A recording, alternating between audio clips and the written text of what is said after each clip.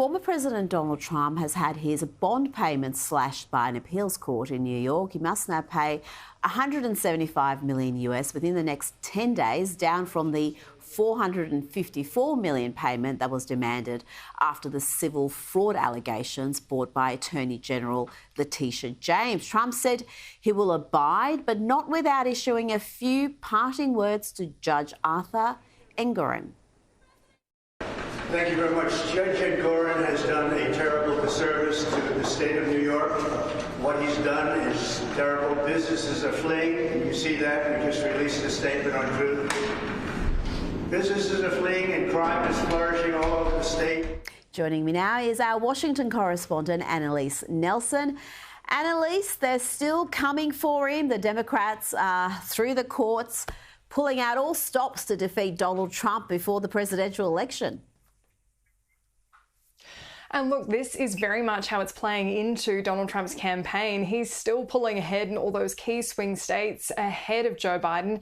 And polls consistently show that many of his supporters say that these cases are exactly what's driving them to support Donald Trump. He's had a boost in those kind of grass level donations. Every time he goes into court, there's a push put through to anyone who follows his campaign to donate, to help him. And, you know, in this instance, we're talking about astronomical amounts of money. About $500 million was the original request for this bond payment. But if he is successful on appeal, with that bond being held, he does actually earn interest on that. So if he does win, he will be in for a little bit of a payday on this money that he gets back. And the other thing coming Trump's way potentially is this floating of Truth Social. He could be making up to $1 billion in the initial public offering when that goes through. I want to ask you about the border. I know this is an issue that we talk about regularly on this program. It continues to be a mess, that southern border. Have a look at this footage of Texas National Guard being overrun by migrants, mainly military-age men, rioting to get across the border in El Paso last week. The footage naturally went viral, and let's have a look at what the response was. The New York Post reporter Jennifer Thayer wrote, "Media now being blocked from the scene where we captured a breach by hundreds of migrants in El Paso yesterday. How do we do our jobs now?" So that's a good question, Annelise, because that footage was shocking to see authorities completely lose control and be overrun. Absolutely. I don't think we've seen anything like that in the last few years as the border's escalated. Jennifer Thayer is very good. If anyone's interested in the border, she's absolutely worth a follow. And it's a very legitimate question. How do they do their job if they're being blocked? And this also goes into the stoush between how this is being handled between the federal authorities and the state level authorities. We know Texas wants this sorted, but they're very much hampered by what the federal government wants. And that's why we've seen the Supreme Court challenge already. And you'll notice, as she clarified in that tweet, that that sign was put up by the federal authorities. And that's very much driven by the department, who wants to minimise any kind of interpretation that things aren't going well there. But we're talking about 140,000 gotaways over the border, which authorities are saying are a huge security risk. We don't know who these people are. We don't know where they've gone. And it only takes one bad actor in amongst that bunch to cause some real chaos potentially. And so that's the great fear out of this, is that at some point there's going to be some kind of mass incident connected to someone who's walked over the border. Talking about the border, the borders are the happy, clappy Vice President Kamala Harris has got herself into a little bit of trouble for being a little too happy and clappy this week.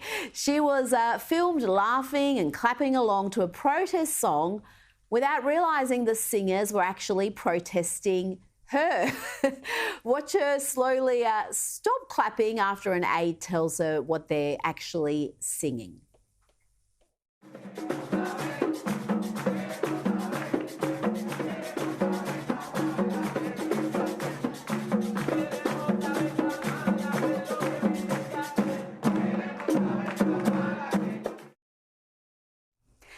The protesters were chanting, "We want to know, Kamala, what did you come here for? We want to know, what do you think of the colony? Long live free Palestine and Haiti too." A little bit embarrassing, but she's made worse mistakes, Annelise.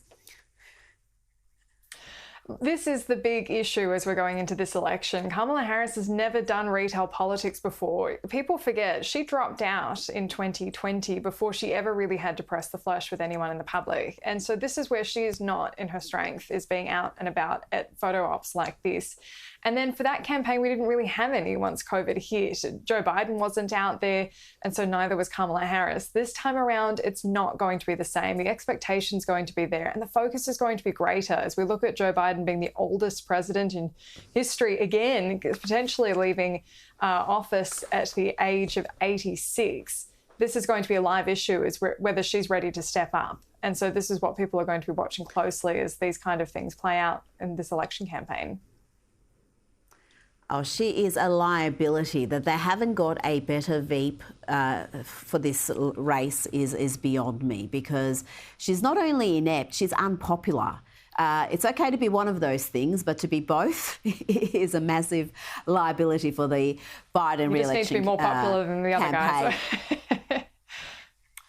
Just a little bit popular, but you know, there is a Gavin Newsom just floating around, and as terrible as he has been in California, he is a much better performer than Kamala is. Annelise, Nielsen, thank you so much for your time this evening.